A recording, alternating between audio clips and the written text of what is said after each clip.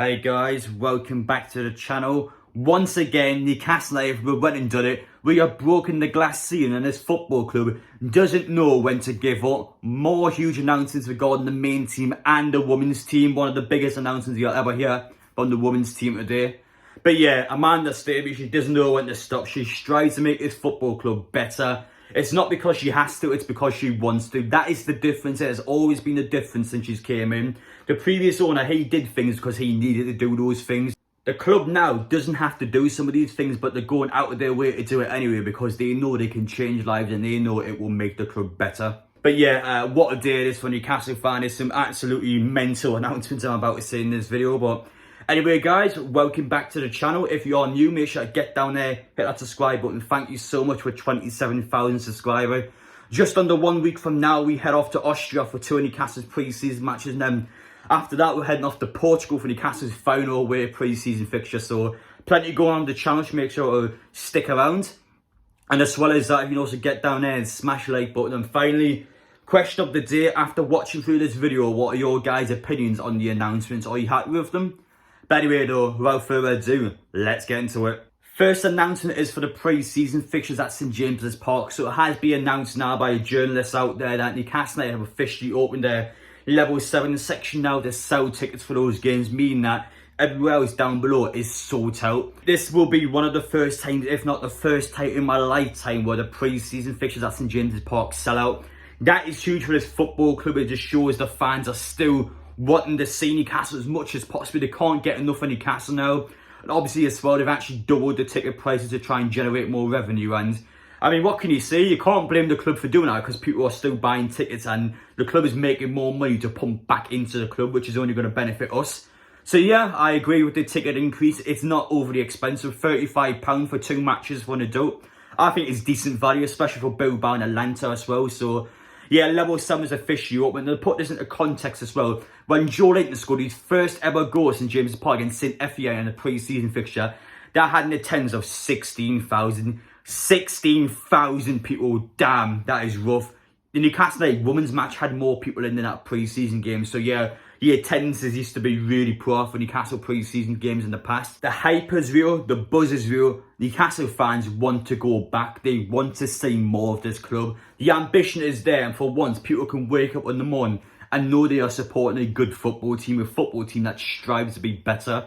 War flags will be there. As I said before, the stadiums will sell out.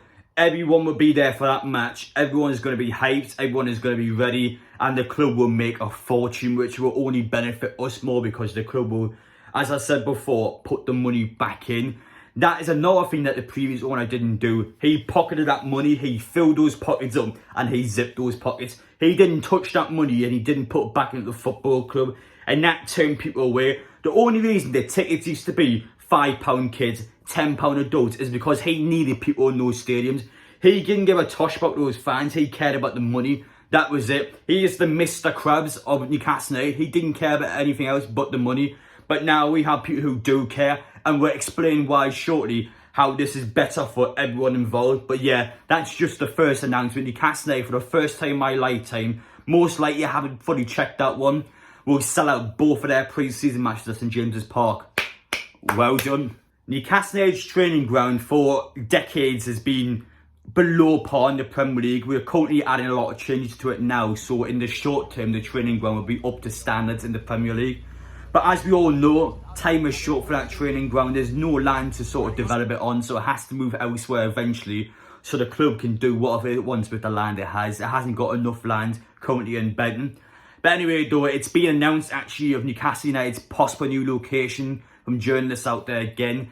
Now, I will purposely not talk about the location in this video because I'm going to have a separate video on it. But I just want to tell you guys now that there are locations out there that Newcastle United are highly considering going to now. And the answer is becoming ever more clear. So once again, Newcastle United, they're going to announce at some point, potentially soon, about the new training ground location or whenever they're going to start development on it. They've got to obviously buy the land first, get it approved by the council. It's going to take between 2 to 3 years, in my opinion, to actually build the training ground. But I just want to say now though, goodbye are the days of that Benton training ground. Gone are the wheelie bins, gone are the dustbins, gone are the paddling pools, gone are the days where this football club were neglected, were humiliated, were just a laughing stock. People in this league have mocked us because of those things, and who could blame them, because they are hilarious, they're so embarrassing. And as for fans, I mean, for example, when I used to go to the airport wearing Newcastle top, I didn't bring my Newcastle top sometimes because I just knew people would just laugh at me when I'm on holiday. It's just, honestly, I don't like having that feeling, but now though, I can wear this with pride. I know when I go to places, Newcastle United is not a club to be joked around with. And as for pre-season, 2 games in Austria, a game in Portugal to help get the players out there adjusted to the warm weather, as well as the sightseeing in Austria, I think is going to really help with composure on the pitch. But last season, I know there's a lot of problems with COVID, so we couldn't go abroad, but Doncaster Rovers, Burton Albion, Rotherham, we were just getting fixtures for the sake of getting fixtures, just to sell tickets. There was no reason for getting fixtures. There was just no progression anywhere. There was no reason to play certain games. The club had no mindset, no strategy. We went out there for the sake of going out there. There was just no purpose and no future. But now, for the first time ever, Newcastle fans, we can see the end of that road, and it's becoming so much clearer. Anyway, enough about the men's team. They play tomorrow against Gateshead at the training ground, so we'll talk about that more then. But what about the women's team? In my personal opinion, the announcement about the women's team just before is the biggest announcement the women's has had since the takeover. I know their St James's Park debut, I think, is a big announcement for women as a whole, but I think this announcement is bigger for the women's team and how it's going to progress over the next 5-10 years. This is the future built now. The club has solidified a future for the women's team. For the first time since 2016, Newcastle United women's team will have a second squad, a developmental team. I can't fathom how huge of an announcement this is. This is an absolute game changer for the women's team. And now, as somebody that knows the leagues fairly well, and as somebody that's obviously been in and around the team quite a bit last season, I can't stress how good this is. So Newcastle's biggest problem with the women's team is with the likes of Sunderland and Doan. So those two are their North East rivals. Now, in the past, players were always picked to go to those two clubs because they're 2 leagues above Newcastle. The opportunity at the club's better because you've got a better chance of branching out to a different club. Newcastle had no pull factor. There was no reason to play for Newcastle unless you are a Newcastle fan. But since the owners came in, now the staff members, the players, it's been announced that they actually will be getting paid next season or getting a decent wage, so they will actually have an incentive to actually join the club. Especially for young players coming in as well. I mean, a 16-year-old, for example, if they get offered a certain amount of money to play on a weekly basis, they're not going to say no to this. So it's an automatic just game changer to get people to drop down 2 leagues and join Newcastle. And the squad is that. I know our problem with the women's team is with it only being 1 squad, it's quite hard for young players to join the team. If they're not good enough to play for the main team, they just won't be a part of the club at all. But whereas now with that second squad, they've got that chance to progress and become better over years. Now, I'm not too sure on what the age sort of limit's going to be in that team. My guess will be probably between the 16 to 18-year-old mark, maybe a little bit older. I think it's more towards the end of the teenager, young adult mark, just to try and get players, either put them onto better football clubs or just have them progressing in the Newcastle team. That's the point of the squad, to get players into the main team.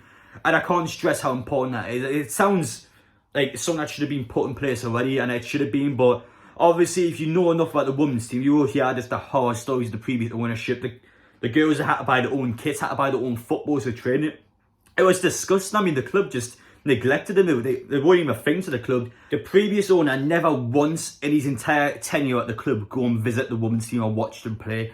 In fact, if that wasn't a law for football clubs, I don't think Newcastle will have a women's team under the previous ownership. That's how little he cared about them. A man in the stadium murdered since coming in. They've watched the team 3 times last season. They're clearly invested in the football team. They've met the team multiple times. They've bought kits for the team. They've done so much for the team. They just want to make the club better. Amanda went out of her way to make sure that the club played at St James's Park as early as possible. The first time ever the women's team played at St James's Park, and over 22,000 people watched them play. History-making day, and a day that would change those girls' lives forever. And that's what I can say, really. There'll be young girls that watch that game that one day they'll dream about playing at St James's Park. That's exactly what Newcastle needs. A future, a reason for these players to come play for the club in the future. And I mean, the club is finally starting to sort of reconnect with the fans. Now, this isn't any staff members in the club's fault. It's just down to the mentality of the club. Previously, we just never wanted to be anything more than a football club, whereas now we just want to benefit everyone.